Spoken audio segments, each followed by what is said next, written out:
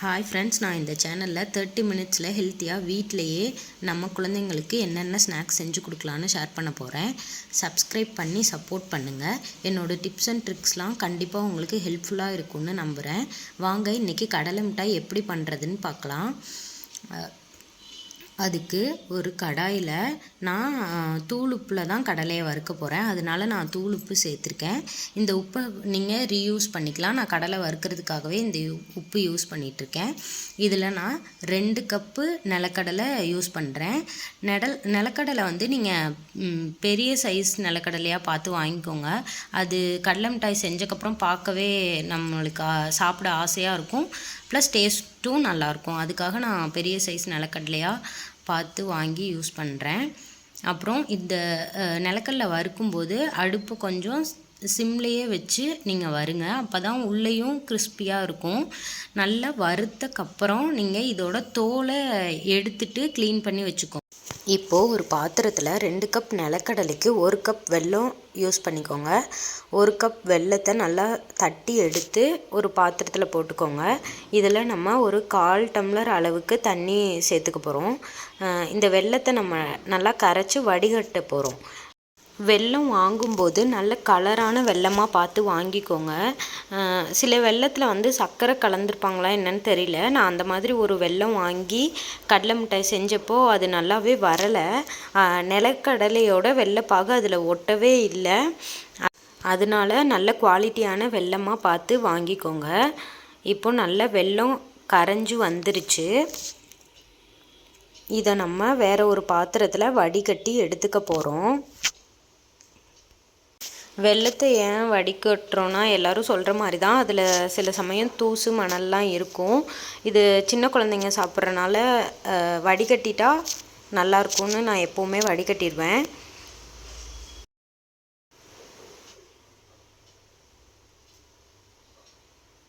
பாருங்கள் இதில் எவ்வளோ தூசு மணல்லாம் இருக்குன்னு.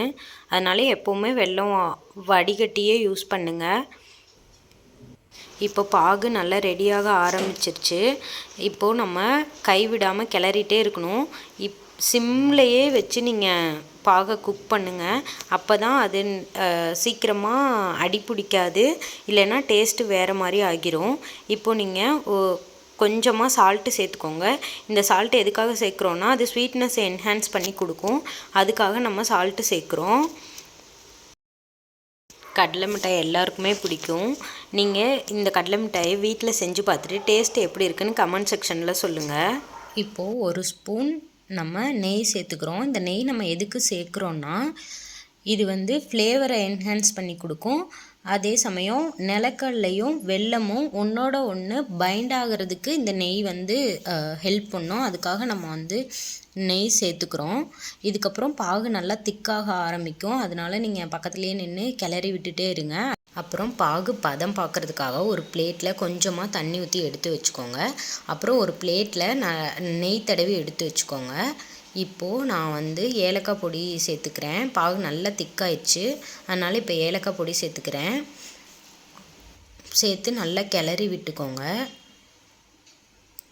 ஏலக்காய் கூட நீங்கள் சுக்கு கூட ஆட் பண்ணிக்கலாம். அதுவுமே இன்னும் நல்ல வாசமாக டேஸ்ட் நல்லாயிருக்கும். என்கிட்ட சுக்கு அப்போ இல்லை, அதனால நான் சுக்கு ஆட் பண்ணலை. பாருங்கள் இப்போ பாகு நல்லா திக்காகி வருது. இப்போ நீங்கள் ஒரு பிளேட்டில் பாகை கரண்டியில் எடுத்து ஊற்றுங்க. ஊற்றும்போது இப்படி ஸ்ட்ரைட்டாக கோடு மாதிரி விழுகணும். அதுக்கப்புறம் ஒரு 2-3 செகண்ட் கழிச்சக்கப்புறம் நீங்கள் எடுத்து அந்த பாகை தட்டில் நீங்கள் தட்டி பார்க்கும்போது ஒரு கல்லை தட்டில் போட்டால் எப்படி சவுண்டு வரும் அதே மாதிரி வரும்.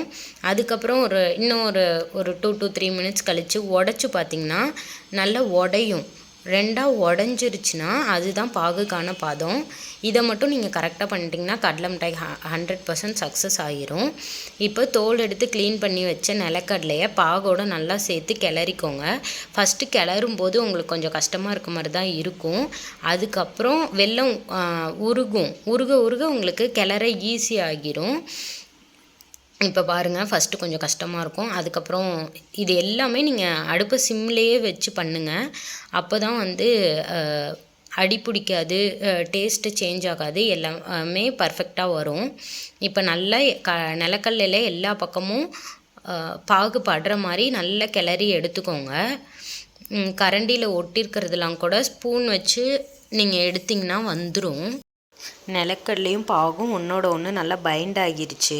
இப்போது அதை எடுத்து நெய் தடவி வச்சுருக்க பிளேட்டில் கொட்டிக்கோங்க. நீங்கள் சப்பாத்தி உருட்டுற கட்டையில் நெய் தடவிட்டு இந்த நிலக்கடலை மிக்சரை நல்லா ஸ்ப்ரெட் பண்ணிக்கோங்க. அந்த பிளேட் ஃபுல்லாக ஸ்ப்ரெட் பண்ணிக்கோங்க. ஸ்ப்ரெட் பண்ணக்கப்புறம் நீங்கள் உடனே உங்களுக்கு எந்த சைஸில் கடலை மிட்டாய் வேணுமோ அந்த சைஸுக்கு கட் பண்ணிக்கோங்க. நீங்கள் தோசை கரண்டி யூஸ் பண்ணி கட் பண்ணிங்கன்னா ஈஸியாக கட் பண்ணிடலாம். நீங்கள் ரொம்ப ஆற வச்சிட்டிங்கன்னா கட் பண்ணுறது கஷ்டமாக இருக்கும். கட் பண்ணக்கப்புறம் ஆற வச்சுருங்க. ஆற வச்சக்கப்புறம் உங்களுக்கு இந்த மாதிரி அழகாக அதுவே எடுக்க வந்துடும். அவ்வளோதான், நமக்கு கடலை மிட்டாய் ரெடி ஆயிடுச்சு. நான் சொன்ன அளவுகளோட நீங்கள் இந்த கடலை மிட்டாய் செஞ்சு பார்த்துட்டு எப்படி இருக்குன்னு கமெண்ட் செக்ஷனில் சொல்லுங்கள். இந்த கடலை மிட்டாயை நல்லா ஏர்டைட் பாக்ஸில் நீங்கள் போட்டு வச்சுக்கிட்டிங்கன்னா நமுத்து போகாமல் இருக்கும். நான் கண்ணாடி பாட்டிலில் போட்டு எடுத்து வச்சுக்குவேன். நான் 1 வீக்குக்கு இதை யூஸ் பண்ணுவேன். நல்ல டேஸ்ட்டாகவே இருக்கும். இந்த மாதிரி வீடியோஸ் பார்க்க நம்ம சேனலை சப்ஸ்கிரைப் பண்ணிக்கோங்க. பாய்.